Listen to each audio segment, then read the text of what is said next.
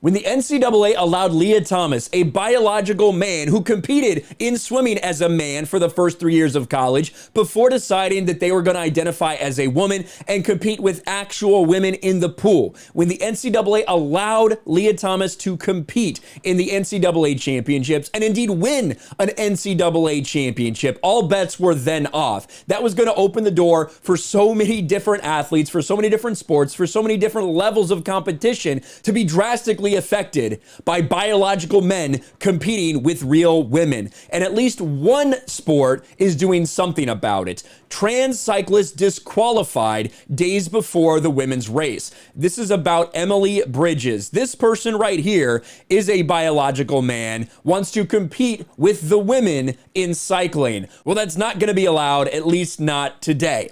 Emily Bridges, a British transgender cyclist, was set to race in the women's event this weekend, but that has changed after the Union Cyclist International disqualified this person on Wednesday. According to British Cycling, the 21-year-old was eligible for the April 2nd race due to British Cycling transgender and non-binary participation policy.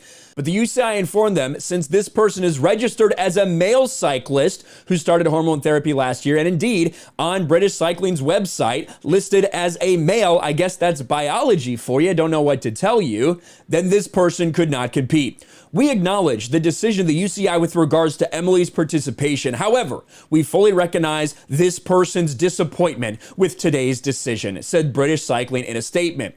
We believe all participants within our sport deserve more clarity and understanding around participation in elite competitions, and we will continue to work with the UCI on both Emily's case and the wider situation with regards to this issue. Yeah, you know what? They do need more clarity. You know what the clarity needs to be? Stop letting people who were born as male, who are biological men, compete with real women.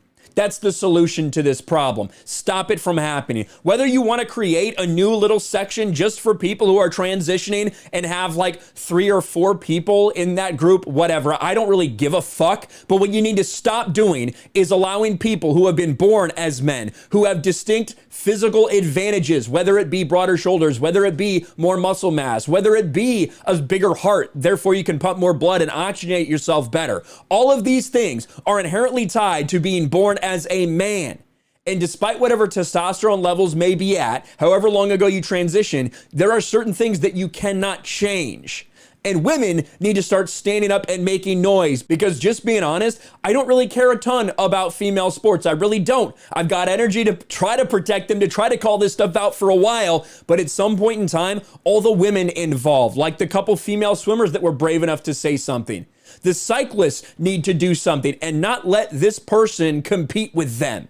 That is the bottom line. But at least it's refreshing to know that some people aren't just letting anything go. Let me know what you think about this in the comments below. Smash a like button, subscribe to the channel, ring the bell for notifications, share this video out there, and I'll talk to you later.